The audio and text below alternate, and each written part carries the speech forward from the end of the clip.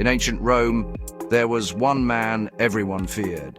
Not because he was cruel, not because he was evil, but because he was unstoppable. His name was Julius Caesar, and by the time this story begins, he had already conquered most of the known world. He defeated massive armies, expanded Rome's territory farther than anyone before him, and became so loved by the people that some believed he was more than a man. They believed he was destined to rule forever. But in the shadows of Rome, another feeling was growing: fear, because Rome was never supposed to have a king. For hundreds of years, Rome had been a republic. Power was meant to be shared. The Senate controlled the government. No single man could dominate the state, at least that was the idea. But Caesar was changing everything. Every victory made him stronger, every battle made him richer, and every cheering crowd terrified the Roman elite. The senators watched as statues of Caesar appeared across the city. Temples honored him, coins carried his face, and eventually he was declared dictator for life. To the people, it sounded glorious. To the Senate, it sounded like the death of the Republic. Some believed Caesar would soon crown himself king. Others feared he already had. And in private meetings hidden from the public, a conspiracy began. Not among enemies, among friends. Men Caesar trusted. Men who smiled in front of him. Men who planned to kill him. One of those men was Brutus, a senator known for honor, a man Caesar deeply respected. Some say Caesar loved him like a son, which is why what happened next became one of history's most shocking betrayals. The conspirators called themselves liberators. They convinced themselves they were saving Rome, saving freedom, saving democracy. But assassinating the most powerful man in the world would not be easy. Caesar was protected by loyal soldiers. Crowds adored him, and many believed he was untouchable. So the conspirators waited, they watched, they searched for the perfect moment, and eventually they found one. March 15th, the Ides of March. On that morning, strange stories spread throughout Rome. Some claimed priests warned Caesar not to leave home. Others said his wife Calpurnia had terrifying nightmares. She dreamed Caesar was covered in blood, that Rome itself was collapsing. She begged him not to go to the Senate. For a moment, Caesar considered staying home, but staying home would make him appear weak, and Caesar hated weakness, so he prepared to leave. As he walked through Rome's streets, a man in the crowd reportedly shouted a warning, "Beware the Ides of March." But Caesar ignored him. Maybe he thought himself invincible. Maybe he believed destiny protected him. Or maybe he simply could not imagine betrayal from those closest to him. When Caesar arrived at the Senate chamber, everything looked normal. Senators greeted him respectfully. Some bowed, others smiled. No soldiers stood beside him. No bodyguards entered the room. That decision would change history forever.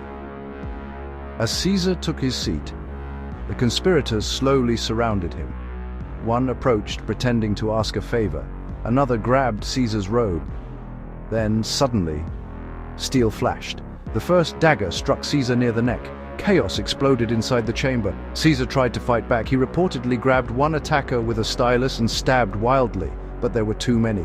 Blades came from every direction. Senators he trusted attacked him together, and then, through the confusion, Caesar saw Brutus, the man he never believed would betray him. Ancient writers claimed Caesar spoke only a few final words. "You too, Brutus." Whether he truly said them, no one knows. But the phrase survived for thousands of years because it captured something timeless. The pain of betrayal, not from an enemy, but from someone you love. At that moment, Caesar stopped resisting. He pulled part of his robe over his face and collapsed beneath the statue of Pompey. Ironically, Pompey had once been Caesar's greatest rival. The assassins stabbed him 23 times. When it was over, the most powerful man in Rome lay dead on the Senate floor. Blood spread across the marble, and silence filled the chamber. The conspirators believed they had saved the Republic. They marched through Rome shouting about freedom. They expected celebration. Instead, Rome froze in shock. Because while senators feared Caesar, The common people loved him. To millions of Romans, Caesar was not a tyrant, he was a hero, and his death unleashed something the assassins never expected: rage. Crowds gathered in the streets. Rumors spread everywhere. Some cried openly, others demanded revenge. Then came Caesar's funeral, and that funeral changed everything. One man stood before the people of Rome, Mark Antony, Caesar's loyal ally, and one of the greatest speakers in Roman history.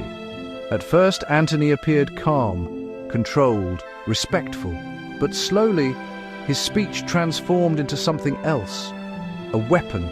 He reminded the crowd of Caesar's victories, his generosity, his loyalty to Rome. Then Antony revealed Caesar's blood-stained clothing. The crowd saw the holes from the daggers, saw where each blade entered his body, saw the violence of the murder, and suddenly Rome exploded. The people rioted. Fires burned across the city. The conspirators who believed they had saved Rome were now fleeing for their lives. But Caesar's death created an even bigger problem: a power vacuum. Without Caesar, Rome descended into chaos. Civil war erupted. Armies turned against each other. Friends became enemies.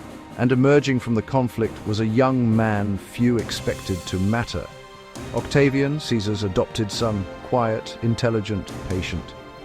Unlike Caesar, Octavian did not seek glory in battle, he sought control. Step by step, he eliminated rivals, he outmaneuvered political enemies, and eventually defeated Mark Antony himself. Years after Caesar's assassination, Octavian stood alone as ruler of Rome. But unlike Caesar, he learned from the mistakes. He avoided calling himself king. He maintained the illusion of a republic. Yet everyone understood the truth. Rome no longer belonged to the Senate, it belonged to one man. Octavian became Augustus, the first Roman emperor, and the Roman Empire was born. Which means the assassination failed completely. The conspirators killed Caesar to stop dictatorship. Instead, they destroyed the republic forever. And perhaps that is why this story still fascinates us today. Because it is not just about politics, or war, or ancient Rome. It is about ambition, power, fear, loyalty, and betrayal. The kind of betrayal that changes history. More than 2,000 years later, people still remember Caesar's final moments, not because he was stabbed, but because of who held the knife. And that is why the assassination of Julius Caesar became the most famous killing in history.